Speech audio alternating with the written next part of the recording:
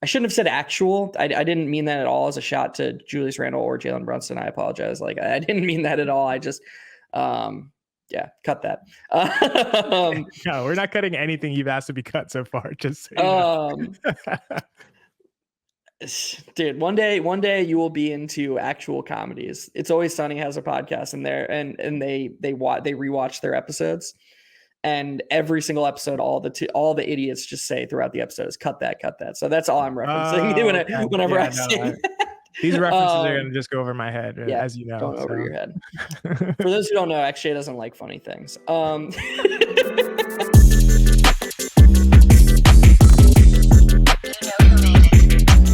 This is Hot Hand Theory. This is a podcast where we talk about the NBA and break things down from an analytical perspective. I'm your co-host, XJ. As always, he is my brilliant co-host, Geoff. Geoff, we have some good Knicks conversations to get to, maybe some not so good Knicks conversations to get to, but we got to start off with a big announcement.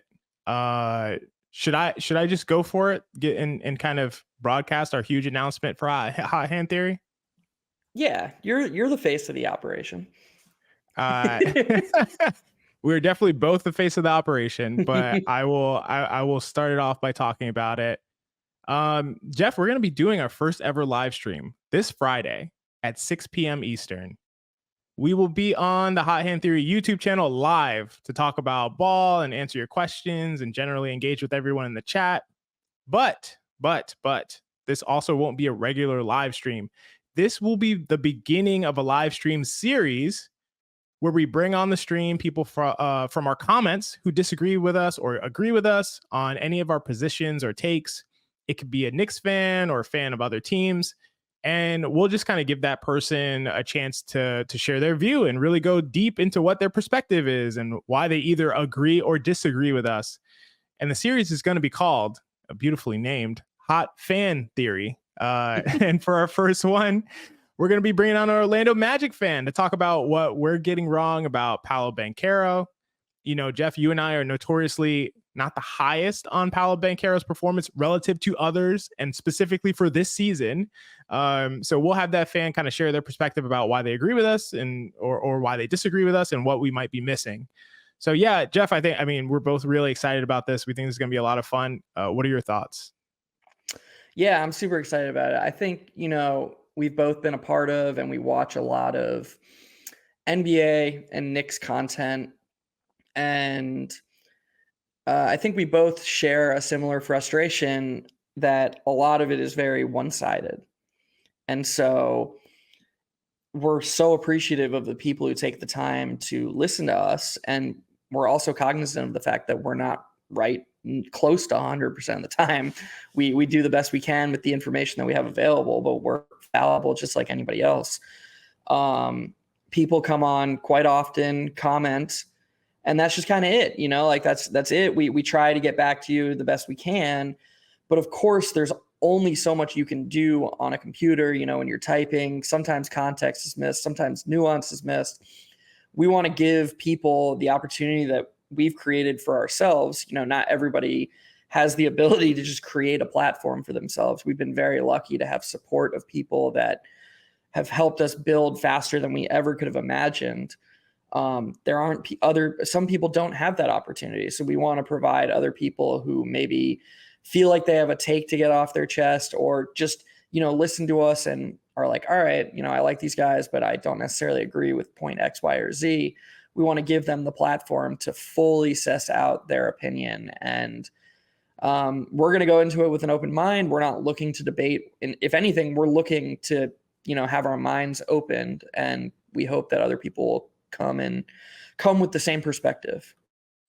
Yeah, I think that's beautifully said. I totally agree. I think that's kind of the main, at least for me, the main goal is to really be able to provide that platform to people and hear from them what their perspective is and why they may or disagree or not with us. And that will help us to really develop our own views and to get kind of closer to the truth, so to speak. And because again, like you said, we're not right close to 100%, anywhere near 100% of the time. So it would be really helpful to kind of flesh out our perspectives by bringing others on. just to note that, again, this is going to be the first in a series of these types of live streams where anyone can potentially get on stream with us and have a deep conversation. And I just wanted to talk a little bit about kind of like the process of getting on. So basically, you don't have to have a platform of any kind. Like, that is not a prerequisite. You don't have to have followers on Twitter or a podcast of your own, nothing like that. You just need to have left an interesting or like well thought out comment on one of our videos, and also want to come on, and then we'll select people to come on and join us to talk more about their perspectives. And especially for this Friday, we just have one person that we have planned coming on that's an Orlando Magic fan, like I mentioned. But if you want to leave a comment on this YouTube video, either part 1 of this week's pod or part 2 of this week's pod, and leave a well thought out comment that either builds on what we say or shares why you disagree, we may respond to that comment and ask you to come on. So really excited to do this. And any last thoughts, Geoff, before we jump into Knicks talk? I really liked what you said about how you emphasize the thing about Paolo, about how our whole stance is about Paolo this season and what he's done so far this season. It's not projecting forward, and it's relative to what his reputation is. So I'll be interested to see what the conversation we have is, because I do feel like one of the biggest problems, and not just sports discourse, but all sorts of discourse on social media, is you get a lot of people just talking past each other. And I think one of our goals at here at Hot Hand Theory, but in this first episode of Hot Fan Theory, will be to minimize people talking past each other and be like, okay, let's really narrow down what we're talking about here. Because like, if you think that we're saying that in this example, Paolo Banchero is bad at basketball or will be bad at basketball forever, that's not what we're saying at all. And so like, let's allow we're letting ourselves fully contextualize the points we make. We don't want to be on here for 5 hours. We could be on here for 5 hours, but who would watch? It would just be us talking for 5 hours. We kind of have to be efficient in how we talk. So we want to give ourselves the opportunity to fully contextualize our point of views, and then allow other people to respond specifically to those contextualized point of views, rather than, oh, they said that Paolo Banchero shouldn't be an all-star, they must think he sucks. Like, no, of course that's not what we think, but we really want to get to that. And our whole goal here has been to create a social media or just an environment where discourse occurs, where it occurs more optimally and where people are actually talking to each other. So that's the goal here. Yeah, that's perfectly said. I couldn't have said it better myself, and well heard by me. I should add, and as we segue to talk about the New York Knicks, who have unfortunately lost 2 heartbreakers in a row. They've dropped to 4th in the Eastern Conference with 8 games to go. New reporting from Shams suggests that the Knicks are in a quote unquote wait and see stage with both Julius and OG. It does seem like OG is more of like a when rather than an if. And Randall seems more like an unknown. So there are a lot of ways we could go with this to kind of talk about the Knicks. Do you have a perspective on where you'd like to start, Geoff? Well, I would just like to reinforce to people listening that all of the indicators about things about the Knicks that truly matter are still really positive. I mean, I know a 2-game losing streak. I think this is the first 2-game losing streak of the year, like not of the season, but of 2024, which is ridiculous. I could be wrong about that, but I'm not sure, but if so, that'd be insane. I think so. I could be wrong about that, but that doesn't really matter either. No, that was stupid. They lost 4 in a row in February, so that was dumb. Yeah, I was gonna say that would be surprising, but yeah. I could have sworn Breen said something along those lines, but whatever. We'll cut that. No, but the overall indicators are still really positive about this team. When Jalen Brunson plays, since Randall and OG first went down in that Miami game, it's now been 28 games. Brunson's played in 25 of them. The Knicks are plus 11 per 100. And when Hardenstein plays, they're plus 10 per 100.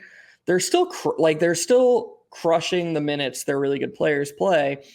And I'm not saying that losing Randall and OG hasn't hurt, But where it's mostly hurt is their depth. Like they're losing the minutes without Brunson or without Hartenstein that they probably wouldn't lose as bad if they were able to stagger more really good players. And so, if you're projecting forward and you're like, okay, well, this is going to be an issue in the playoffs. Yeah, but it was always going to be an issue in the playoffs if OG Anunoby and Julius Randle weren't there. There's no team in the NBA that could lose their second or third best player. Second and third best player and be fine. There just doesn't exist. That's not a real thing. So me personally, I don't really have much interest in discussing that outcome because it says nothing about this franchise or this team. It just says that they're like every other team, that they can't survive without 66% of their top 3 players. But I think all the indicators are there that if they can get Anunoby and Randle back, they're a threat to contend. And I think that's the most important thing right now. Yeah, I totally agree. I guess I'm just so worried about being in a situation where it's like this being a what could have been season. And it's just, you rarely get this opportunity that the Knicks have where they are so good and so deep when they're fully healthy and have guys who can do everything, elite guys on both ends of the ball, a perfectly cohesive, several perfectly cohesive lineups that they could run out there. It's so rare, and to have guys who are elite at the things that allow you to win in the postseason, at a high level, guys who are good at everything. They have guys who can shoot threes at an elite clip. They have guys who can score in isolation at an elite clip. They have some of the best defensive players on the wing, on the perimeter, and in the interior in the entire NBA. That's just like, it's weird to say, but the Knicks almost have a perfectly built team, like a little bit off of perfect, but close in terms of if they were all healthy. And it just, I don't know, it just feels like so frustrating that it's seeming more and more like we won't see that all be on the court, at the same time, or be available at the same time. And I do hope, I really do hope, if the Knicks are able to bide some time, especially in the first round of the playoffs, depending on what their matchup is, if they could bide some time for, maybe OG's back by then, maybe Mitch is back by then, and bide some time for Randle to get back, maybe they could just start to get fully healthy as they move through the postseason. But I also think sometimes it doesn't work out where players just get healthy and are thrust into like a playoff environment, and then we don't see that really, like, that team be able to reach their full potential, given some of the things that have to be worked out with, like I just mentioned, cohesion, and that players like rust, and that players, durability, and all of those kinds of things. So it just feels like a situation where like we could end up being really frustrated, at least I would, with about like what could have been, especially because who knows what it's going to look like next year. They have to re-sign Isaiah Hartenstein. I think that's really priority number 1 to me for the offseason. And who knows assuming OG's a lock to re-sign. Yes, I do have that built in as an assumption that OG is a lock to resign, which you have pushed back on numerous occasions, which I think is valid. But I do think it's very, very likely OG resigns, and so then it's about getting Hartenstein to come back and having these guys be healthy all season, which is, again, that's up in the air, right? Like, Hartenstein has had this nagging Achilles thing. OG has been injured multiple times throughout his career, albeit freak accidents that seem to have happened. They just seem to keep happening. So I at what point is it like this is more of a feature than a bug? I'm not sure. And then Julius Randle, his injury, not saying that it could persist into another season, but we'll have to see about that if he gets surgery. And then Jalen Brunson, who takes a beating on a regular basis, he's had a really healthy season. And I think that's something that's going underrated right now. Jalen Brunson has been extremely healthy. He's only missed 5 games. He's only missed 5 games this season with his play style. That's really incredible. And he's been pretty durable throughout his entire NBA career. Last year was the highest percentage of games that he missed at any point in his career, I think. But he's been pretty durable. But at the same time, he's going to be 28. This is a lot of wear and tear that he's getting now in terms of getting fouled and getting beat up, and sometimes they're called and sometimes they're not called. That's another conversation. But yeah, I think that you can't expect to then, we'll count on getting a fully healthy Jalen Brunson season next year when everyone's back. So I don't know. It just feels like I'm just really so anxious to get these guys healthy, and not just because I want to. Of course, you want your team to be healthy and be competing at their best, but also because like I don't know how many opportunities they'll have to compete with this kind of roster at the level that they have. Yeah, you made so many good points there. And it's good to know that you're also on board with Cam Thomas having a higher ceiling than Jalen Brunson. You also Yeah, agree. You know, Jalen I Brunson's agree. pitching 30. This could be the best he ever is. For those who don't know, those are really awful posts on the internet by a Nets fan. I think the most interesting thing that you touched upon is the unknown of the future regarding the rest of the league. And I want to emphasize this by highlighting two teams from the past. The 2009-2010 Orlando Magic, they won 59 games with 24-year-old Dwight Howard.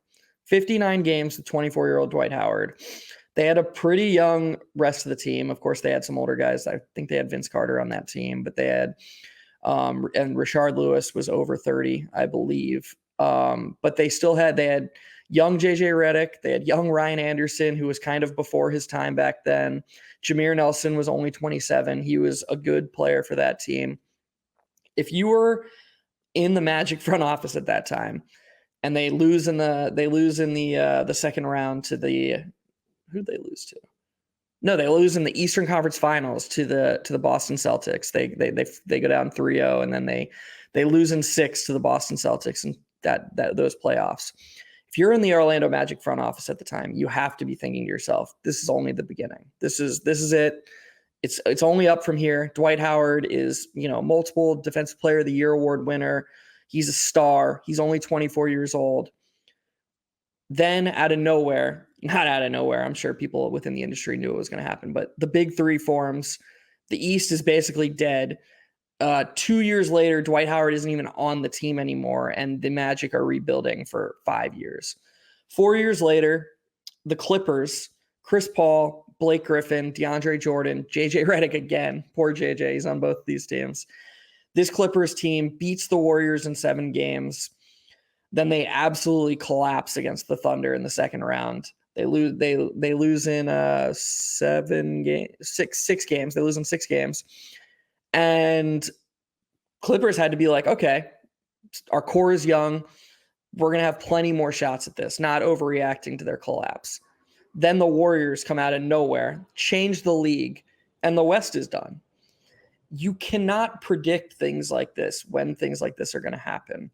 And while the East does have a juggernaut in the Celtics, to XJ's point, we do not know how many more years this exact core that fits together this well, that has so many additive pieces, is going to be able to seriously contend.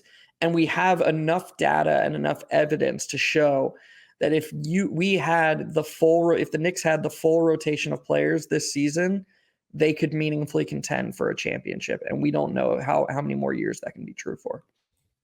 Yeah, that's really depressing, Geoff.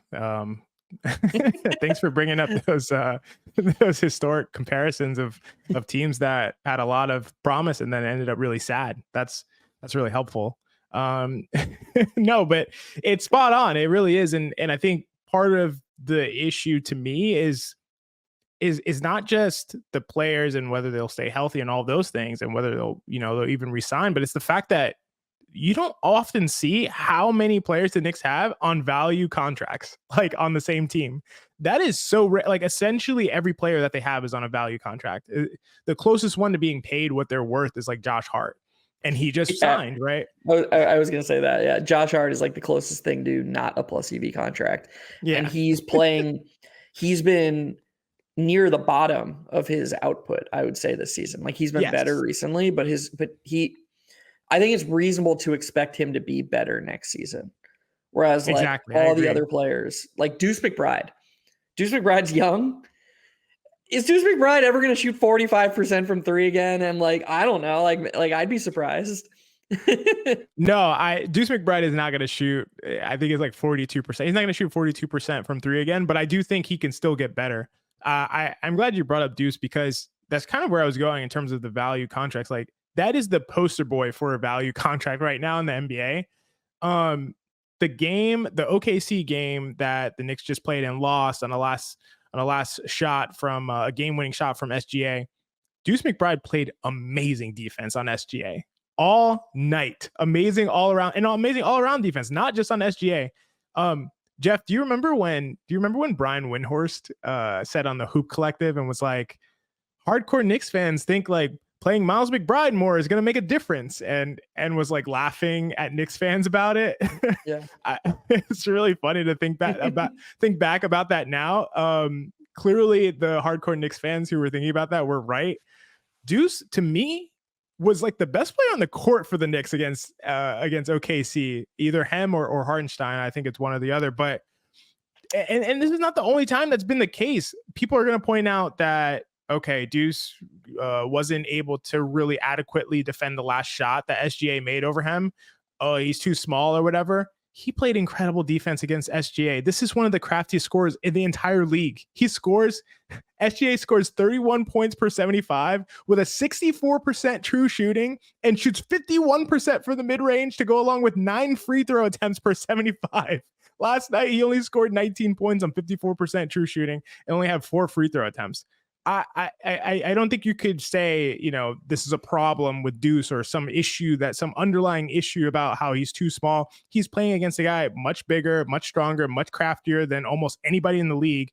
And he was ridiculous at staying in front and fighting over screens and just making his life hard. And that's really all you can do with these guys. Can you be meaner too? Like, just be meaner to those people. Every Knicks fan would have signed for that shot SGA took. A contested fadeaway 20-footer on the baseline. Okay, it went in. That it didn't have to go in. Like, what the fuck? Well, the argument would be it wasn't contested. They would say, like, well, it's not really contested because Deuce can't really contest SGA when he raises up on a fadeaway from the mid-range. But it's like, who can? That's the question to me. So put DiVincenzo on him. Like, I don't like. Yeah, I don't get it. Like, what are we talking about here? Like, people, if your analysis of a game would drastically change if a fadeaway 20-footer doesn't go in, your analysis is flawed. You have to do better than that. Like, I'm sorry, you just do. That was every Knicks fan would live with that shot. Every NBA fan would live with that shot. The only size related issues I had last night is the Knicks had nothing for Jalen Williams. But it's like, Jalen Williams was shooting a lot of shots that, yes, we wish the Knicks could have contested a little bit better. But like, he shot a lot of semi-contested mid-range shots that he was just nailing over and over again. I don't know. Like, you want to get rid of some of the open threes, but I don't know. Also, those two guys, SGA and Jalen Williams, those are two of the like most unstoppable guys at jump shooting in the entire NBA. Like, you can't.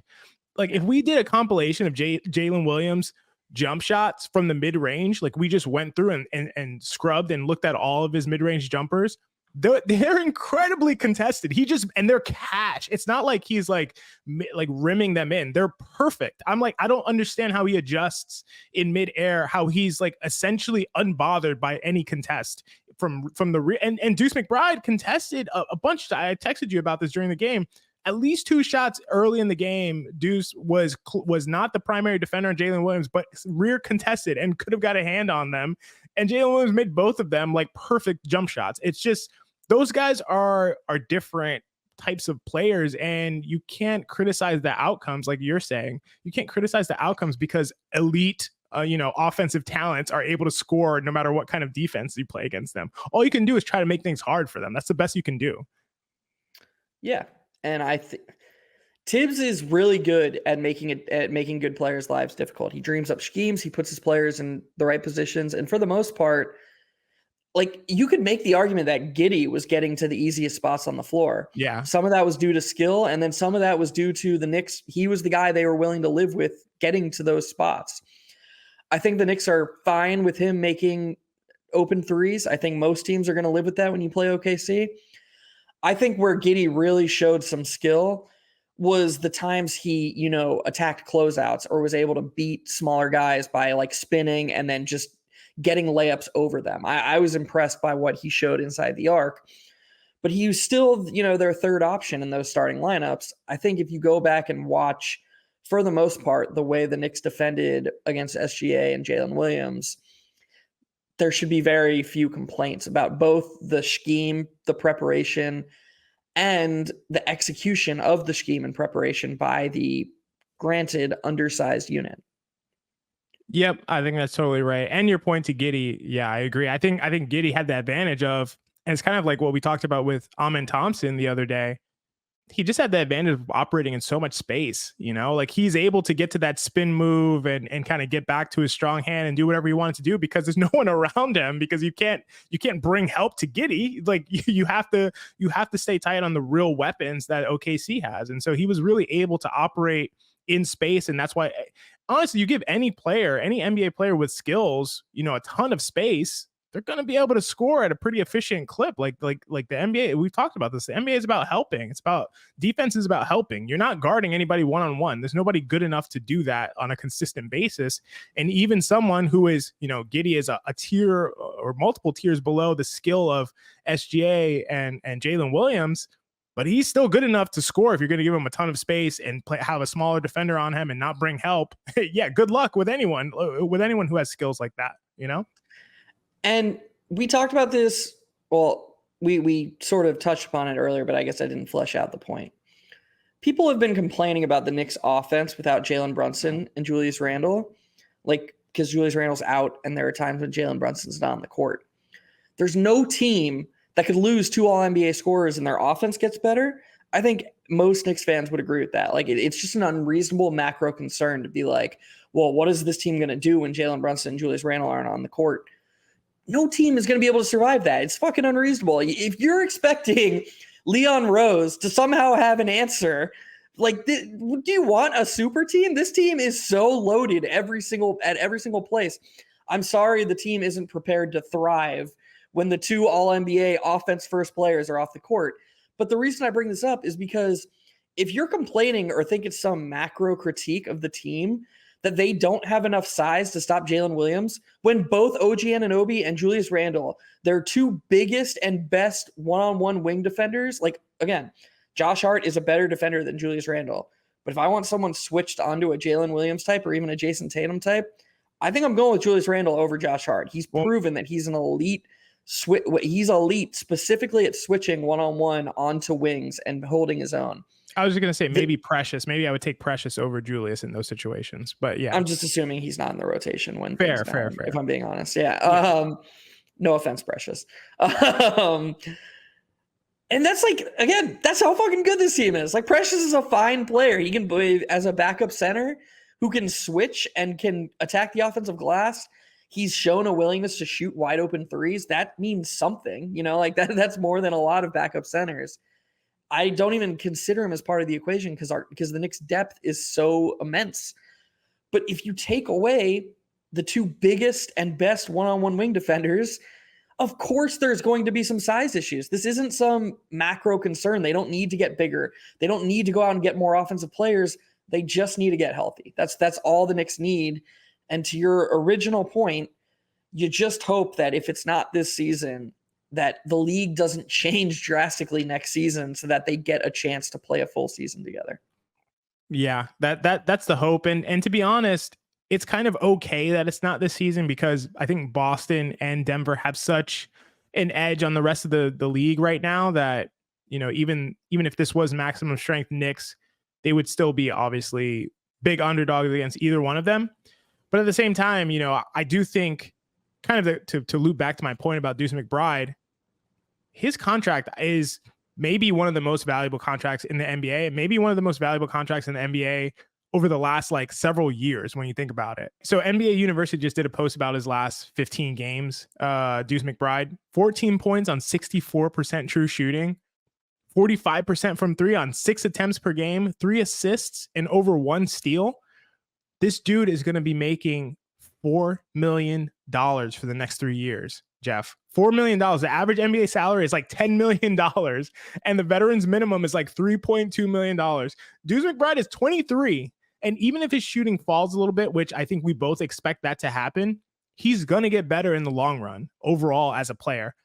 I almost feel bad for Deuce McBride. Like, I hope the Knicks just give him some extra money or something. Like, that contract is unreal if he provides anything close to the value that he's provided over the last 15 games, and really anytime he's been in the starting rotation over the last two, in the starting lineup over the last 2 years. So yeah, I think just to that point, it is just, to me, the value contracts that they have are going to run out soon. There's going to be a decision about re-upping Randall. Brunson's going to get maxed out. You know, they will still have really high, great value contracts in DiVincenzo and Deuce McBride, but you know, Mitch's contract is an amazing contract. That's going to be done soon. Hartenstein, will have to see what he gets re-signed for. OG Anunoby, obviously on a great contract right now, will not be on, will be being paid appropriately with what he's worth coming up. And it's just, it really just changes everything. So it makes almost the window like next year. Like, is that crazy to say that the Knicks, unless they trade for like this, superstar player who I just don't see coming, honestly, like, at this point in time, obviously things can change and my perspectives will change with the information. I don't really see it. I don't see Luka Doncic coming, who I think would be the guy. Could they get one of the Suns players? Could they get Devin Booker? I'm not sure, but I don't have a clear vision on who the superstar level player that they're going to get. And so until, and if and when that happens, like, this is probably next year seeming to me like the best chance that they have to win with the guys that they have right now. So I don't know what you think about that. I just think Leon Rose has done too many good things to close the window like that. Like, just because we can't imagine what the moves will be doesn't mean that he won't adapt as the information changes and as the need to adapt becomes more apparent. But I just think Leon Rose will. I mean, you just went through it. Every single player on the team right now is underpaid. Jalen Brunson and Julius Randle are two of the most underpaid players in the entire league. Jalen Brunson is probably per dollar, or not per dollar, like in a total sense, is probably the most underpaid player in the entire league. Besides maybe like Wembanyama, I guess. I don't think it's for fair. Non-rookie contracts, for sure, it's Brunson. Yeah, for non-rookie contracts, Jalen Brunson is the most underpaid player in the entire NBA. I just don't think it's fair to be like, okay, well, this window for this core is ending, so I think the window for the entire franchise is up. Like, I guess the existence of Leon Rose just makes me think that, okay, maybe the window for these 8 players who will be the core pieces in the rotation this season and next season, maybe it's tough to imagine them all sticking together for the long term. But I do trust Leon Rose to replace whoever they lose because they have to pay Brunson, or maybe they give Randall more money. But not to play devil's advocate with myself, but I do think there will be some fork in the road decisions that will increase or decrease their likelihood of seriously contending. I think we both have the same decision marked on our calendar. That's what Of course, it's always the same player that we always talk about as, like, it sucks. Like, I just hate it. I hate it because, and this is even more reason why I just want him to get healthy and I want him to have a real chance with this team, because it's like, there's a world where Julius Randle comes back, OG Anunoby comes back, and the Knicks are able to seriously contend this season. And it's like, at least there's proof of concept. At least there's a world where this core gets a real chance at making a run. But if it's just another lost season and then next season is their last one, and it's like, okay, do we give 30-year-old Julius Randle $300 million?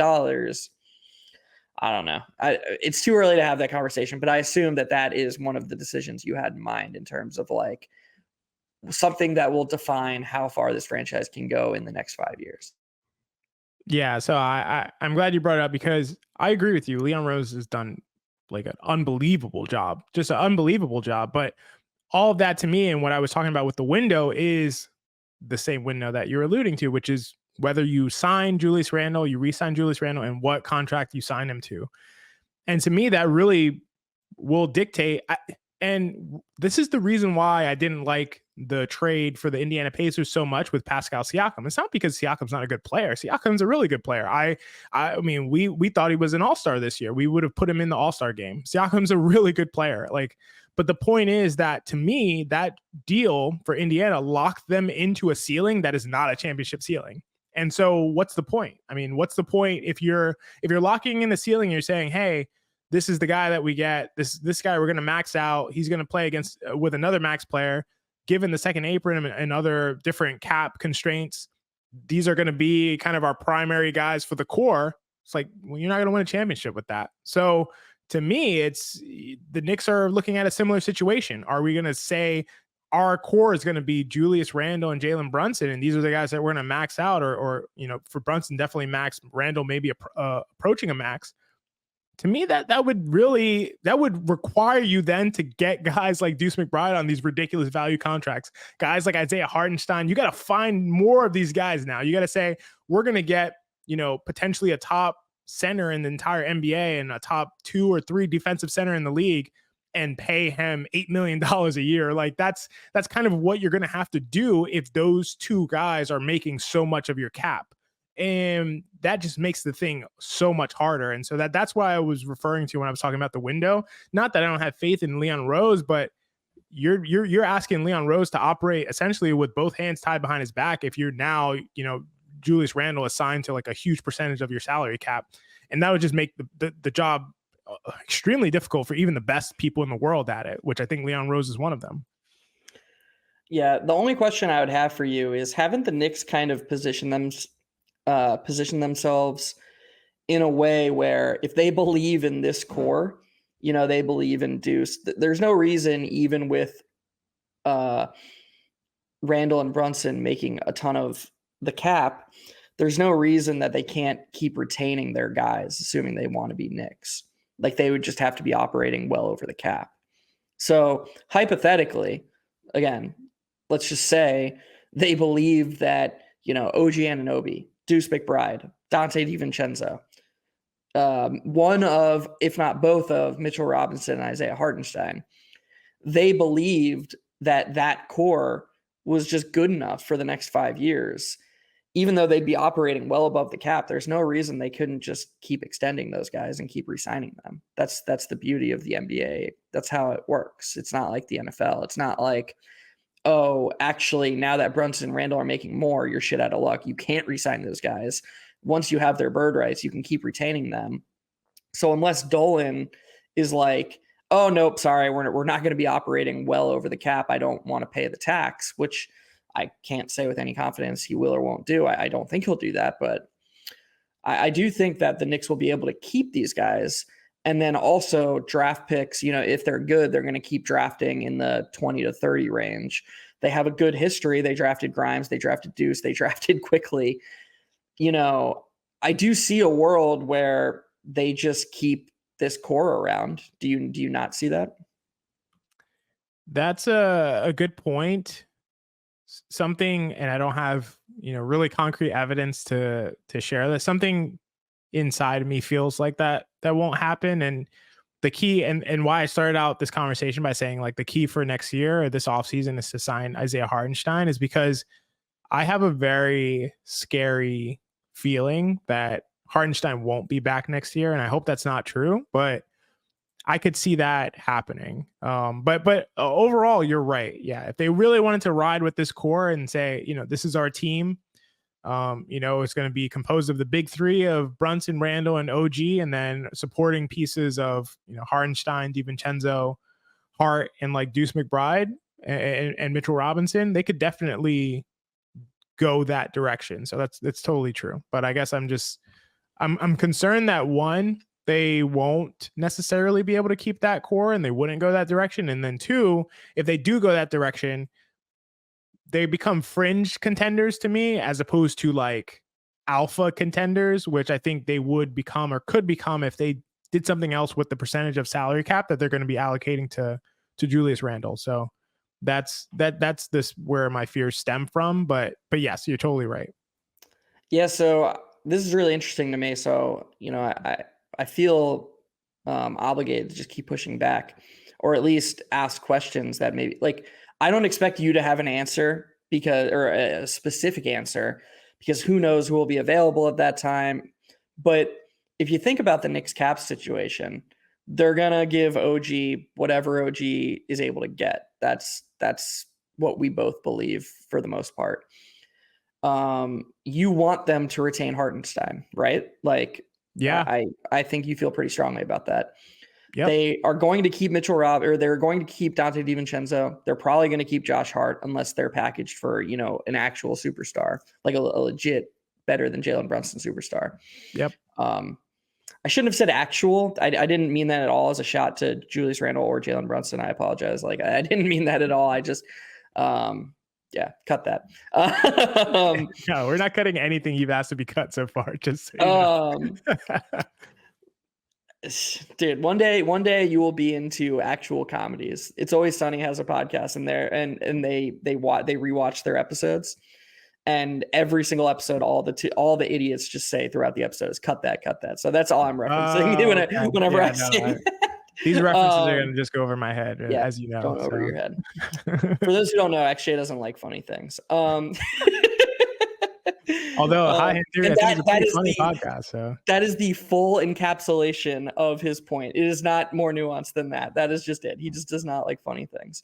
So they're going to have DiVincenzo. They're probably going to have Hart.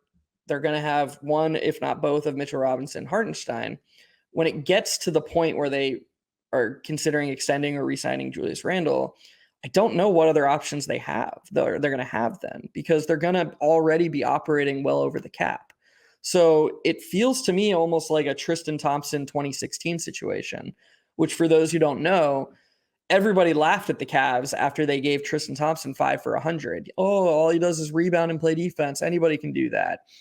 But the thing is that he had the Cavs kind of bent over a barrel because they were so far over the cap.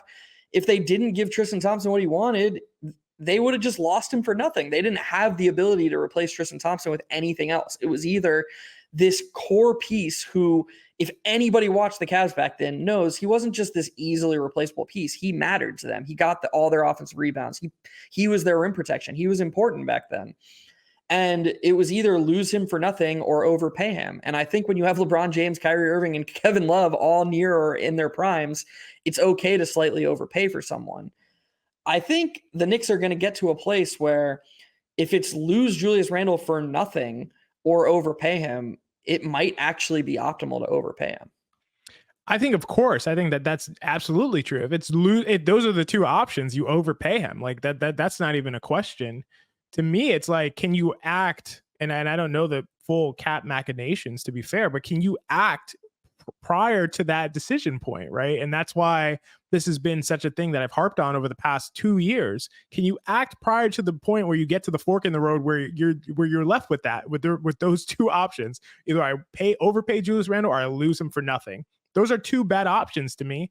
And the only reason you would be stuck with those two bad options is because you waited too long, right? And so that's been my entire perspective the entire time. And I think it also sort of, again, depending on where they are with their cap number, depending on what they give OG, what Hartenstein gets, all of those things. But it would also sort of imply that you need someone who makes as much as Randle to get the kind of total team outcome that you could get with Randle, which I think is not the case. I don't think you need somebody who would make as much as Julius Randle will make in order to get just as good outcomes, if not better ones. And I think that's a perfect segue to kind of what we'll talk about in part 2 of the podcast, which will be all about, diving deep into the hot hand theory, clone theory of basketball. And so that's what we'll talk about next.